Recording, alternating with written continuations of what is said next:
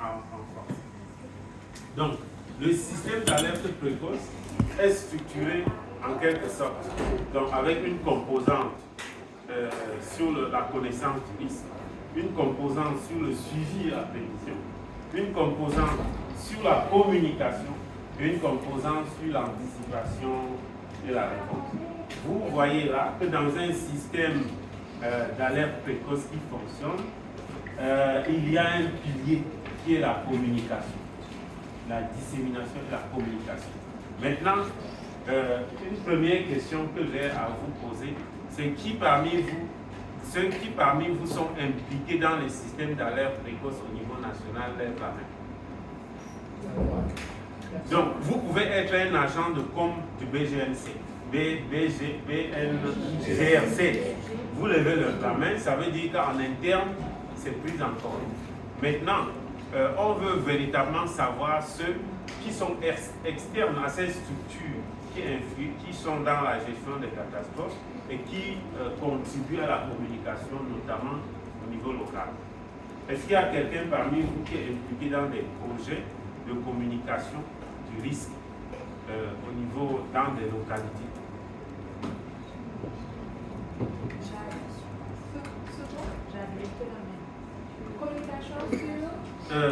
Pour les systèmes d'alerte précoce, est-ce que vous êtes impliqué dans des activités de communication sur les risques climatiques et autres au niveau local?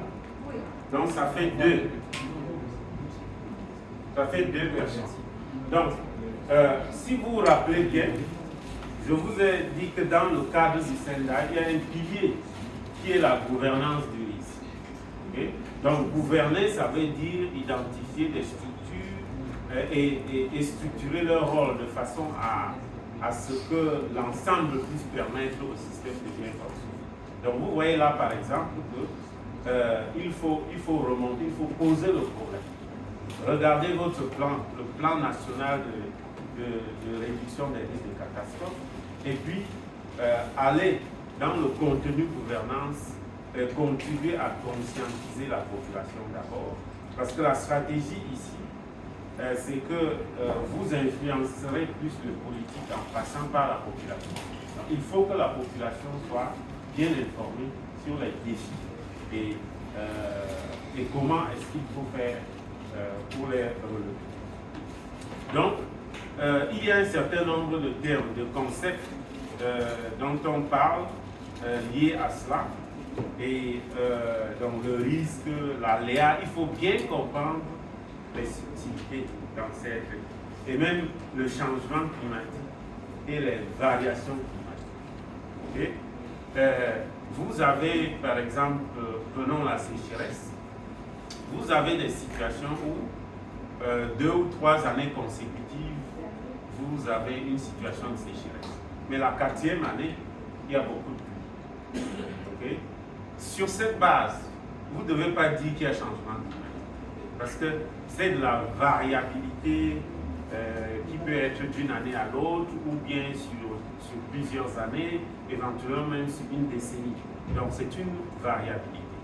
Quand on parle de changement climatique, c'est une tendance qui est très probablement pérenne. C'est-à-dire, si vous prenez la température par exemple, quand on projette depuis 1850, on a une tendance à la hausse systématique qui apparaît sur les séries. C'est ça le changement.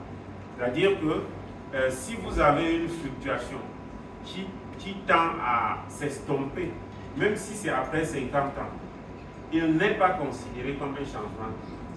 C'est de la variabilité à des multidécennales, comme on les appelle. Mais quand on dit changement climatique, c'est une tendance significative qui n'est pas censée, en fait, revenir à une situation normale. Et c'est pour ça que dans la conscience populaire, on confond le changement climatique avec la température, avec le réchauffement, puisqu'on a tendance à montrer le changement climatique seulement par le réchauffement. Maintenant, pour voir le changement climatique sur d'autres paramètres, par exemple, les fortes précipitations. Donc vous n'allez pas, si vous prenez la pluie, les précipitations de Maurice, vous n'allez pas voir le changement climatique sur une série de données. Mais si vous prenez les précipitations extrêmes, donc des grandes quantités qui tombent, sur ces grands temps, vous pouvez voir des tendances systématiques.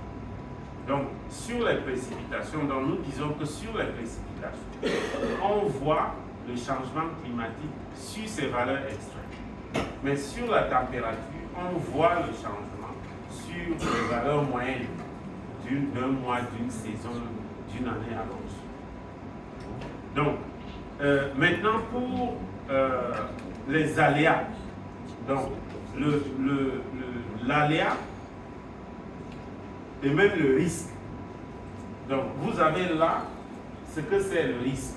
Donc, pour avoir le risque, pour évaluer le risque, il vous faut les conditions, les événements, ou bien l'aléa si vous voulez, il vous faut l'exposition, et puis il vous faut la susceptibilité, c'est-à-dire le degré de non-préparation du système qui est face au risque. Bon, et tous ces éléments vont être évalués à partir d'indicateurs socio-économiques et puis aussi indicateurs climatiques. Donc, pour bien apprécier le risque, vous avez à travailler avec plusieurs secteurs. Recording in progress. Question.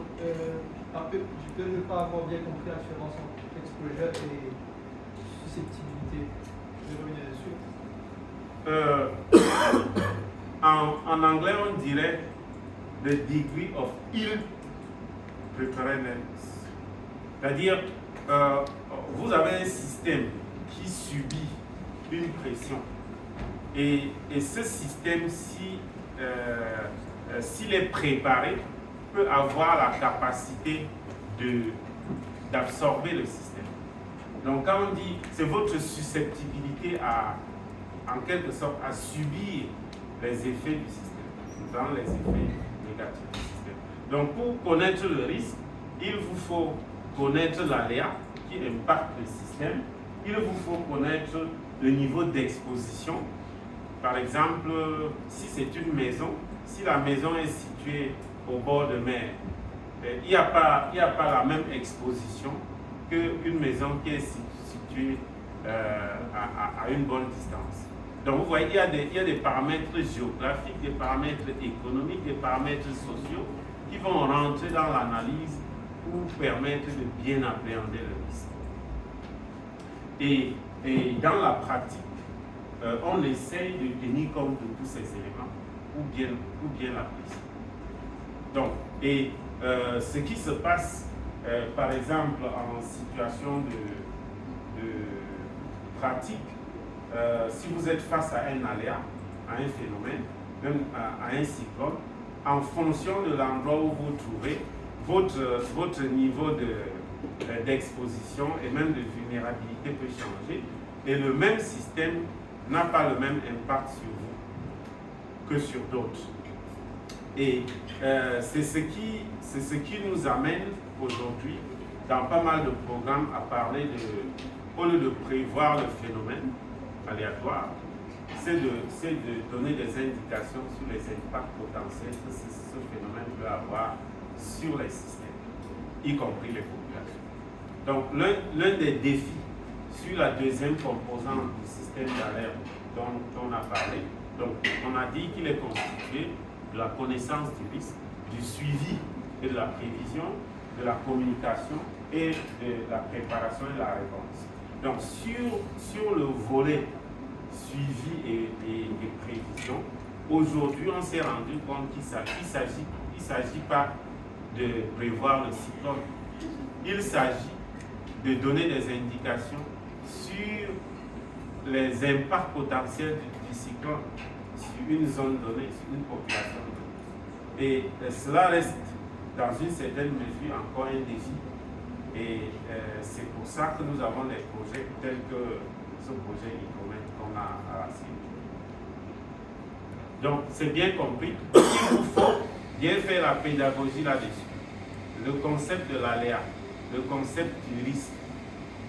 Parfois, ce que vous appelez risque, c'est plutôt la cause. Ok? La cause du risque. Et puis, les impacts. Et une fois qu'on appréhende les impacts, ou bien la vulnérabilité, on peut maintenant construire des plans pour réduire les impacts, ou bien pour réduire les vulnérabilités. Donc, nous avons tendance à appliquer des standards. Donc, et en matière de réduction des risques de catastrophe, il y a des standards. Donc ici, c'est un cadre standardisé, donc ISO 31, pour l'évaluation et la gestion des risques. Et c'est un cadre assez simple. Donc vous commencez par le contexte, après vous identifiez les risques, après vous analysez ce risque, puis vous évaluez le risque et puis vous le traitez. Donc, dans un plan national de réduction des risques de catastrophe, ce sont des éléments que vous devez chercher à connaître, à comprendre et à communiquer à la population. Parce que comme on a vu tout à l'heure, la communication c'est un pilier majeur d'un système d'alerte précoce qui fonctionne et il faut travailler de façon à mettre la population au parfum de ces informations, de ces étapes. Donc là, c'est tout à fait une description de ces différentes étapes. J'ai une question. Oui. Est-ce que c'est à nous, les journalistes, qui vont faire ces évaluations ou est-ce que... Non, ce n'est pas les journalistes. Les journalistes doivent communiquer sur... Vous avez... il faut une communication sur une cible. Vous avez dans le pays des zones connues vulnérables et des groupes de population qui chaque année, par exemple, sont frappés par les inondations. Maintenant, l'État fait ce qu'il peut depuis la commune jusqu'à l'État pour contribuer à réduire leur vulnérabilité, à les aider à réduire les risques. Bien, maintenant, il peut y avoir un plan communal ou un plan national. Quelque part, c'est la responsabilité du journaliste de prendre ce plan et de communiquer à la population. Et communiquer sur toutes ces insuffisances pour que la population puisse, quand le maire viendra chercher les votes, lui imposer un contrat. Vous voyez? Lui imposer un contrat. C'est surtout cela. À la limite, ce sera bien pour vous de communiquer avec les politiciens, mais on se rend compte de plus en plus qu'il faut capaciter les populations déjà. Une fois que les populations ont la capacité, d'une part, ils peuvent imposer des contrats d'objectifs aux politiciens, d'autre part, ils peuvent s'organiser eux-mêmes pour cotiser et régler leurs problèmes. Donc, ce qui se passe, c'est que chez nous, parfois, quand vous allez regarder ces plans, ils sont rédigés, mais non pas la main sur les réalités. Pourquoi? Parce que la façon de les structurer n'est pas nécessairement standard. Okay? Donc, et tel que c'est présenté là, on peut vous synthétiser ces documents. Donc ce document-là, par exemple, vous pouvez le trouver sur Internet. Heureusement aujourd'hui, il y a 30 ans, il nous fallait aller dans les librairies, commander à des librairies, attendre 6 mois pour les avoir. Donc si vous tapez ça sur Internet, vous aurez cela. Donc en gros, c'est un document qui vous permet de voir comment on identifie les risques dans une localité, comment est-ce qu'on peut l'analyser, comment est-ce qu'on peut l'évaluer et comment est-ce qu'on peut le traiter. Et puis, l'idée c'est que vous communiquez, vous synthétisez et vous mettez dans vos documents de communication et vous cherchez à influencer les documents de planification, la gestion des risques qui existent au niveau national, pour que cela respecte ces standards. Donc là, c'est juste un exemple de formulaire. Quand vous faites la partie identification du risque de la chaîne. Donc sur la chaîne que vous voyez, on commence par identifier le risque. Là, c'est des exemples pour identifier le risque. Bon, il s'agit, donc vous avez ici une colonne l'objectif. Donc il vous faut connaître déjà ce que la structure fait. Par exemple, si c'est pour BNGRC, vous devez connaître la stratégie ou le plan opérationnel du BNGRC. Quels sont les objectifs du BNGRC? Quels sont parmi ces objectifs ceux qui subissent les effets des sécheresses, des différents aléas que l'on connaît, et identifier quels sont les risques dans l'atteinte de ces objectifs. Pour l'agriculture, c'est la même chose. Il faut avoir le plan national de développement agricole. Là-dedans, il y a les objectifs. Et parmi les objectifs, quels sont ceux dont la mise en œuvre correcte doit dépendre de la gestion des risques climatiques notamment. Et puis par la suite, il y a une série. Maintenant, dans le système d'alerte précoce, nous avons parlé de la surveillance et de la prévision.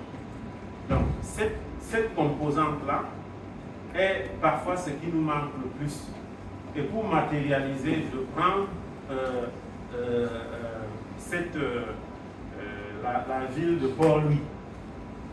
Vous allez voir que les effets des phénomènes, de ces aléas, de ces phénomènes météorologiques, catastrophes, dans la ville de Port-Louis sont différenciés d'une zone à l'autre. Et vous allez remarquer que le service météorologique national a des postes d'observation sur quelques endroits limités dans la zone.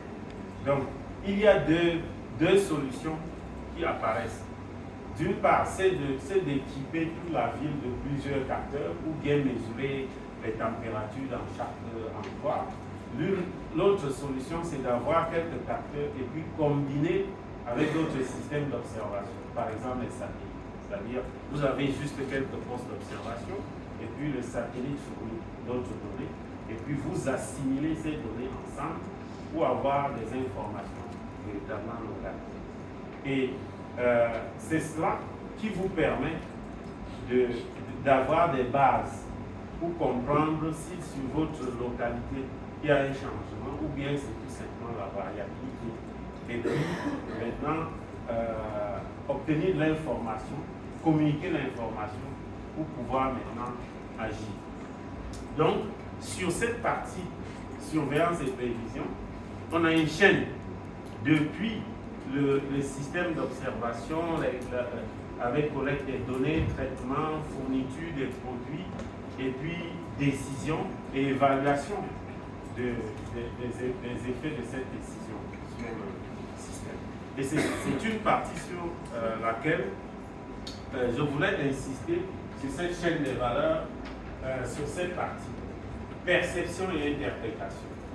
Nous parvenons avec les projets et autres à améliorer le réseau d'observation, à développer des modèles de prévision et de surveillance des aléas, à pouvoir maintenant générer des produits qu'il faut communiquer et gérer les questions de perception. Donc, et ici, dans ces deux éléments, la chaîne des valeurs sont fortement dépendantes de votre travail. Okay?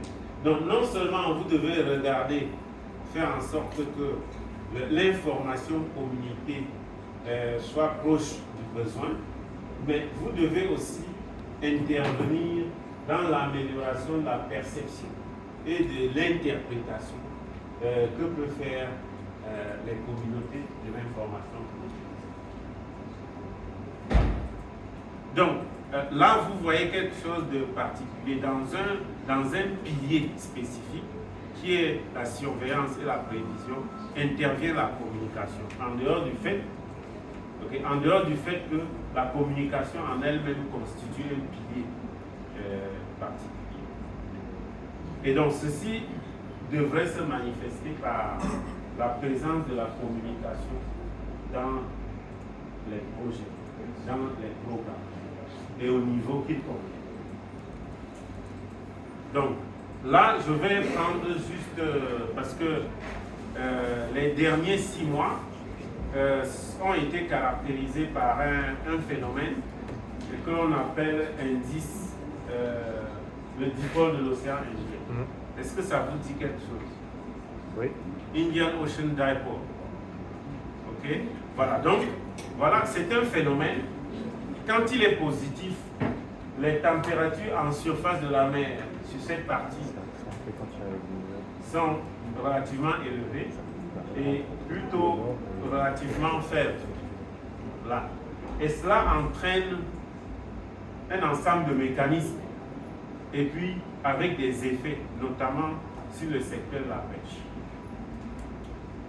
Donc, là, c'est en situation de dipôle positif. Là, c'est la hauteur de la surface de l'eau dans les océans. Donc, il y a un dipôle qui se crée. Et puis, anomalie de chlorophylle, c'est en quelque sorte quelque chose qui contribue à nourrir les poissons. Là aussi, vous voyez qu'il y a une différence de concentration de ce paramètre que l'on observe. Et donc, ça entraîne dans certaines zones la rareté du poisson. Et ce que nous voyons dans pas mal de cas, quand c'est très fort, dans les pays, j'ai vu un rapport sur les Seychelles par exemple, où les pêcheurs vont en mer, durent très longtemps et ont très peu de retour. Et les stocks ou bien la quantité de poissons que chacun est censé pêcher sur l'année n'est pas atteinte en fin d'année. Et on est surpris par ce phénomène. Donc, pour le gérer, qu'est-ce qu'on fait? On développe d'abord des systèmes d'observation. Et il y a une série de paramètres que l'on observe. Et puis on analyse les données pour au moins suivre et dans la mesure du possible prévoir. Et je vais vous dire quelque chose d'assez pathétique. C'est que pour suivre ces phénomènes, il faut observer les courants au moins des couches superficielles de l'océan. Dans cette zone, c'est dans le projet Hydromètre qu'on a mis des capteurs pour pouvoir mesurer les courants superficiels de l'océan. Donc, il y a quelque part une situation où certaines décisions importantes économiquement ne peuvent pas se prendre correctement parce qu'il faut mettre en place des systèmes d'observation.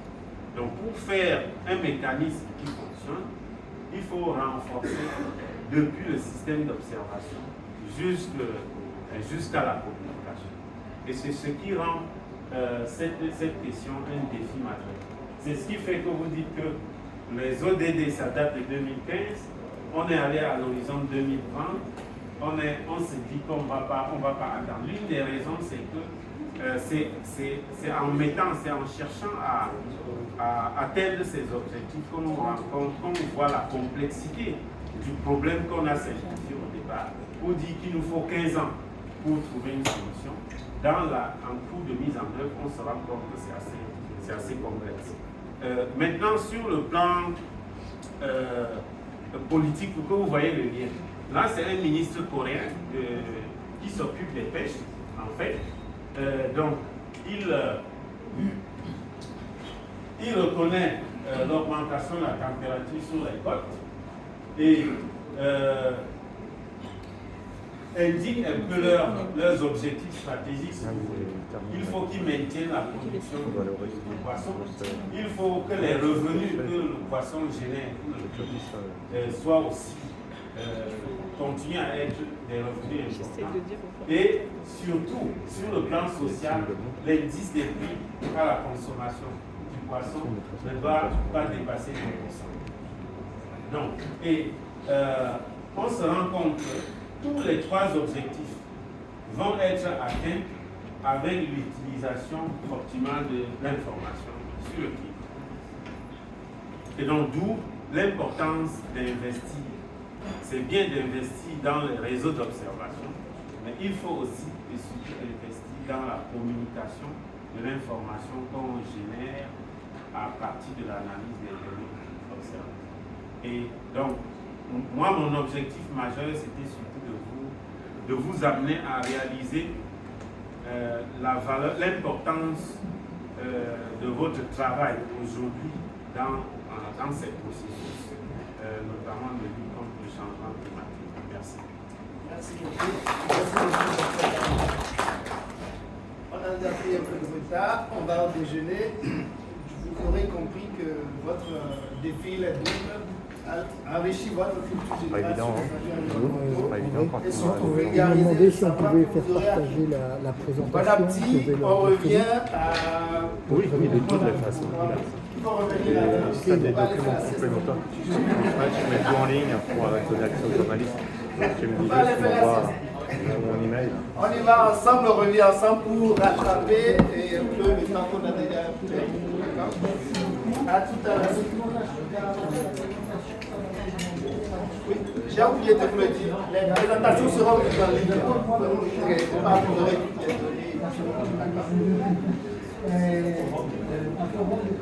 les données. C'est déjà, ça vient de finir.